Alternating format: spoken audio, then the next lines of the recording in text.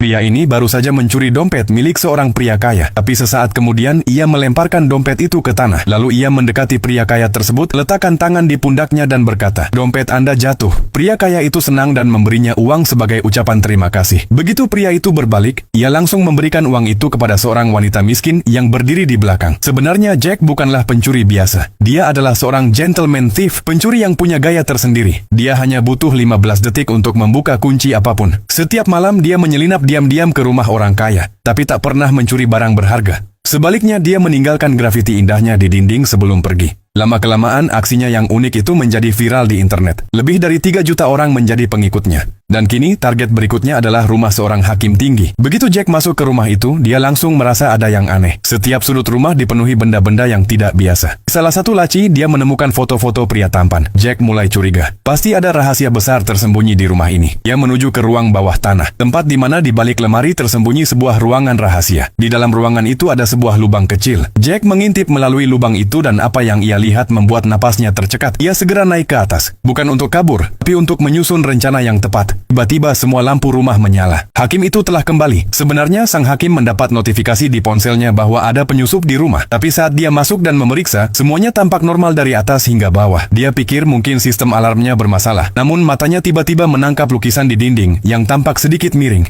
Jack melihat ini sebagai kesempatan dan mulai menyelinap keluar. Tapi mungkin sang hakim mendengar sesuatu. Jack langsung menjatuhkan diri ke lantai dan nyaris tertangkap. Saat itu juga matanya tertuju pada sebuah ruangan di mana seseorang sedang dipukuli dengan sangat kejam, hingga wajahnya sulit dikenali. Keesokan harinya Jack menelepon polisi secara anonim. Tapi ruangan rahasia itu begitu tersembunyi, polisi tidak bisa menemukannya. Kini, sebagai seorang gentleman thief, Jack memutuskan bahwa hanya dialah yang bisa mengungkap rahasia kelam itu.